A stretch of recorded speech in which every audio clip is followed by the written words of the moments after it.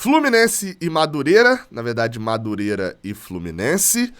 O Madureira que é do bairro de Madureira, o Fluminense que é do bairro de Laranjeiras, se enfrentam em Volta Redonda, outra cidade. Faz sentido nenhum, esse é o Cariocão 2022, na verdade esse é o Campeonato Carioca já há um bom tempo.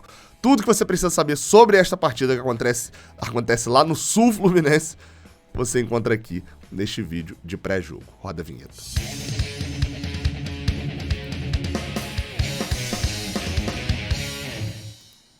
Seja bem-vindo, você guerreiro de todo o Brasil, de todo mundo. Aqui é o canal Raiz Tricolor. Eu sou o Gabriel Amaral, eu sou jornalista por formação e sou tricolor de coração. Se você gostar desse vídeo, você deixa seu like. Se você não gostar, você não precisa deixar, não. Agora, é importante que você se inscreva aqui no canal. Isso dá uma moral legal aqui pra gente. Esse vídeo aqui, que é patrocinado pelo OneFootball. Isso é importante. Aplicativo de futebol. Tem como comprar jogo avulso do Campeonato Carioca lá. Mas eles se valorizam demais mesmo. É principalmente pelas notícias e pelo placar ao vivo. Se você não puder acompanhar o jogo ali na Flu TV Play, o jogo hoje às 18 horas será transmitido apenas pela Flu TV Play na internet ou pelo Cariocão Play, você comprando aí na sua emissora de TV a cabo, você vai ter que acompanhar o resultado ao vivo e o melhor lugar que eu te indico aqui é pelo OneFootball. Então baixa, eu vou deixar o link deles aqui na descrição, você clica aí no link, faz os passos rapidinho, que funciona legal, beleza? Bem, como eu falei, esse é o jogo entre Fluminense e Madureira, que será às 18 horas, Flu TV Play, Cariocão Play, mas é o jogo de número 143 entre Fluminense e Madureira. São 101 vitórias, 27 empates e só 14 derrotas. Eu fiquei enfatizando muito nos últimos jogos contra o Bangu, que a gente não perdia muito tempo. Enfatizei muito em 2019, enfatizei muito em 2020, em 2021... em 2022 perdemos. Então não vou enfatizar tanto assim a invencibilidade quanto o Madureira, não. Só tem um fato, tá? Últimos 3 jogos. Ano passado, 4-1.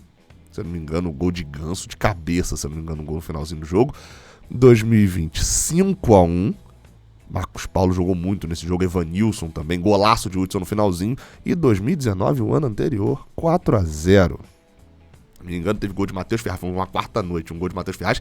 E teve gol de Johnny Gonçalves também nesse jogo.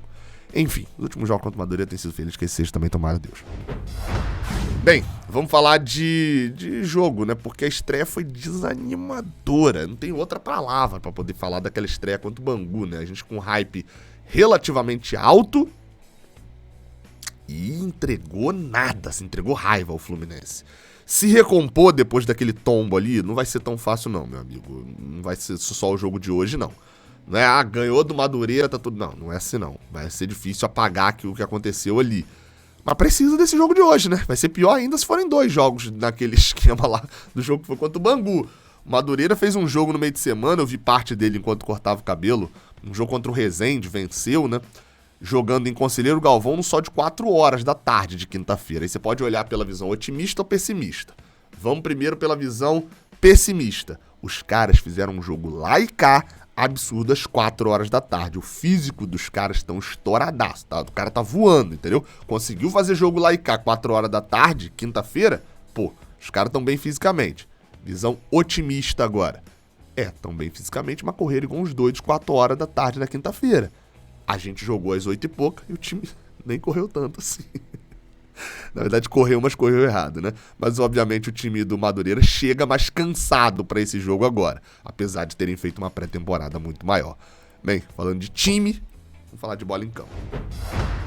E a gente começa a falar de escalação, mas eu preciso falar aqui, antes, no bola em campo, já abri falando uma coisa. Abel Braga vai fazer uma mudança, aparentemente mantendo o esquema. E eu até concordo de Abel Braga manter o esquema. Gabriel, mas foi com esse esquema, o 3-5-2 aí de Abel Braga, as variações e tal, que deu tudo errado no primeiro tempo. Deu, exatamente, e pode dar errado mesmo. Tô dizendo aqui que eu acredito ou desacredito no que Abel vai fazer.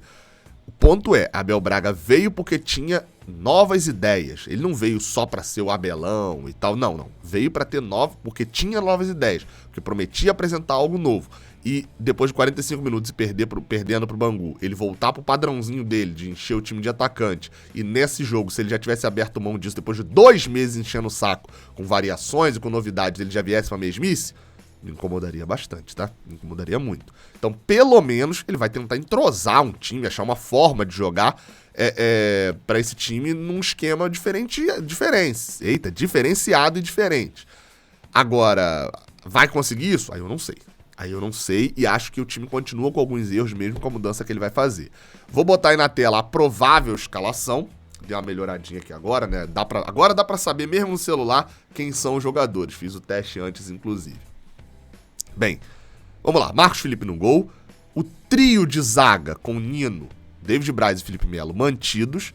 O meio de campo com André ali de primeiro volante. Samuel Xavier e Cristiano abertos pelas pontas, mas centralizando na faixa da área, não necessariamente indo ao fundo para efetuar cruzamento, mas principalmente triangulando. Agora com Iago Felipe e Luiz Henrique, que entra na vaga de Natan. Vou falar já disso. William Bigode e Fred. Bem, sobre essas triangulações, como eu citei, Samuel Xavier saiu no intervalo do primeiro tempo falando sobre não ter tido muito isso na primeira etapa contra o Bangu. Talvez Abel Braga tenha apostado justamente numa dupla que, assim, não vou falar que deu certo e tal no início do segundo tempo, mas a única jogada trabalhada do Fluminense que resultou numa chance de gol no segundo tempo foi com um bolão, um passe por baixo, né? Samuel Xavier centralizando, dando um passe por dentro para Luiz Henrique na linha de fundo. Quando ele cruzou para trás, o zagueiro espirrou, Natan acabou chutando por cima. Então, assim, foi uma jogada apostando nessa tabela entre os dois. O Fluminense teve outras chances de gol, mas foram criadas ou com cruzamentos para a área, como o de Mário Pineda para o voleio de Fred, ou então com roubadas de bola no campo ofensivo, como foi aquela chance que Fred pedalou para um lado, para o outro, lá puxou para um lado, para o outro, bateu para fora. Então, não foram jogadas criadas, uma jogada pensada e criada para aquela função. Talvez ele esteja apostando nisso, mas a minha reação foi a mesma da sua. Ele olhou o meio de campo, tinha Iago e Natan. Iago jogou melhor, e ele tirou o melhor? Bem, pra mim também não fez muito sentido não, mas eu já tinha avisado aqui no canal que havia a possibilidade de Luiz Henrique jogar por dentro. Abel via isso. Assim que ele viu o jogador, ele buscou o histórico do jogador, conversando, viu que o Luiz Henrique já tinha... Isso até rolou ano passado, acho que com o Roger, de que o Luiz Henrique já tinha jogado por dentro em Xerém, nas categorias inferiores, e lá em Petrópolis ele era meio campista. Só que a partir do Sub-17 passou a jogar pelos lados do campo. O que é uma diferencial ali pra ele, ok, já jogou assim, mas querendo ou não, toda a fase jovem adulta dele, Sub-17 pra frente, foi jogando nas pontas. Ele vai ter que buscar um Luiz Henrique lá atrás que nunca viu futebol parecido com o profissional. Vai dar certo? Tomara que sim. Eu acho que vai dar certo? Acho que tem poucas chances. Mas torço, quero ver Luiz Henrique jogando por dentro como armador. Fato é, Natan sai, acredito eu, é a única hipótese que eu vejo de fazer alguma lógica isso. Pela questão física. Natan ainda não aguentou um jogo inteiro e Iago Felipe entrega fisicamente, isso a gente não tem dúvida, mais do que qualquer um jogador do Fluminense. E, talvez para compensar, aí eu vou falar dos problemas que continuam.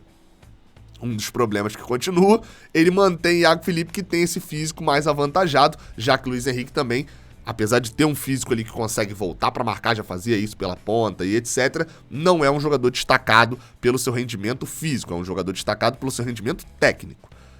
Bem, mas essa mudança, ter mantido o esquema e ter mudado só Natan por Luiz Henrique, não muda aos dois problemas que eu vejo como muito fortes no jogo contra o Bangu. Vi como muito forte no jogo contra o Bangu. Foram eles: o problema da lentidão na recomposição dos zagueiros. A gente viu por várias vezes contra o Bangu os atacantes banguenses chegando no mano a mano com os zagueiros. Aí você tem dois problemas. Os zagueiros não são jogadores de explosão, nenhum desses três aí é jogador de velocidade. Nino, eu não acho Nino um zagueiro completamente lento, tá? Mas não é um zagueiro destacável pela sua velocidade. Felipe Melo e David Braz não preciso nem falar. David Braz então sofreu com os atacantes do Bangu. Só que isso aí você tem dois problemas. O problema da própria zaga não ter essa explosão. 2, não é pra zagueiro ficar correndo atrás de jogador no mano a mano, não.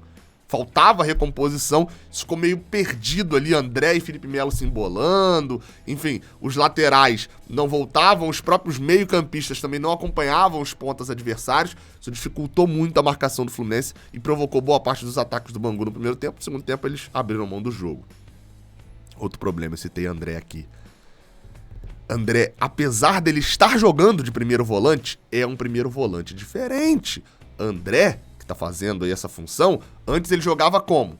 Dominava a bola e ao lado dele tinha dois jogadores, os dois zagueiros. E ele vinha pro meio dos zagueiros para poder fazer ali aquela saída de 3, aquela criação. Enfim, diversas vezes o André recebia a bola na entrada da sua própria área, de frente pro jogo. Como que ele tem recebido agora? Porque agora ele não tem 2 jogadores ao lado dele. Ele tem 3 atrás. Ele tem que receber a bola assim, ó.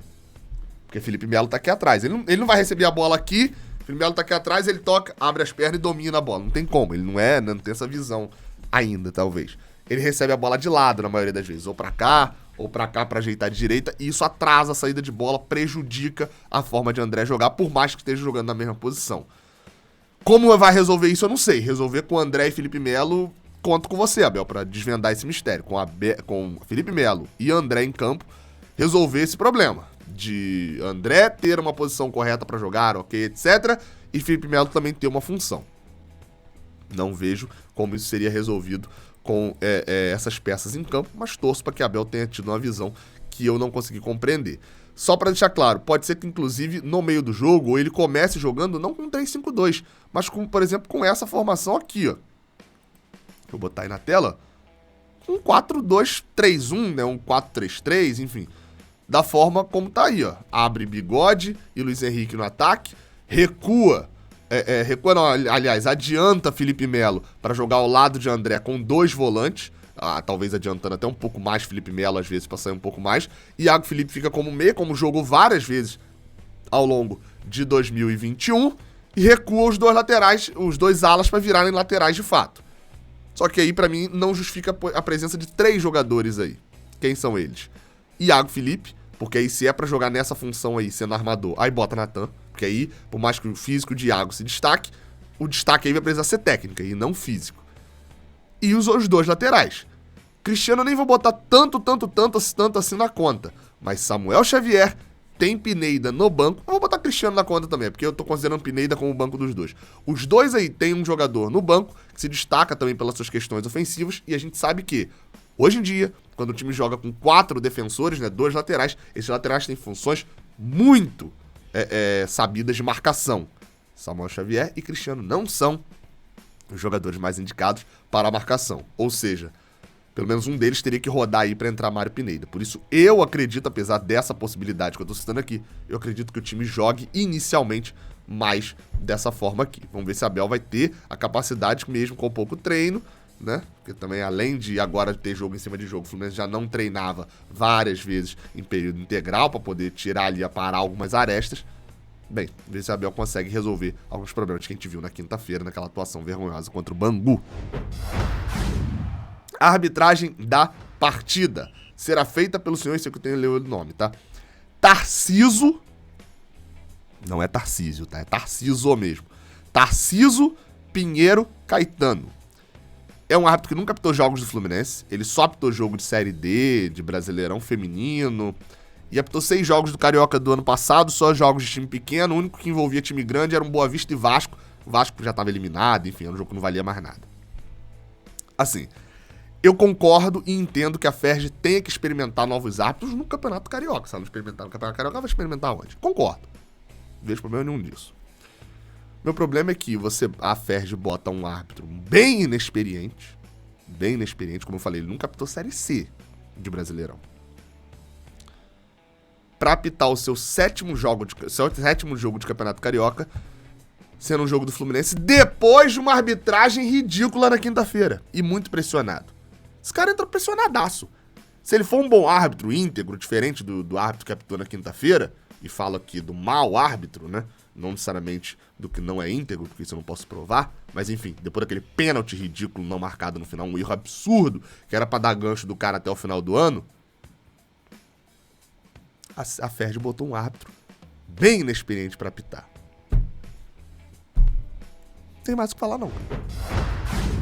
Hein? Hoje eu estarei lá no Jogue nas Laranjeiras durante o dia. Não vou pra Volta Redonda, né? Deixei pra ir na semana que vem no Fla-Flu, então não estarei neste jogo. Vamos torcer pra ter uma vitória, né? No pós-jogo a gente tá aqui. Até a próxima. Valeu.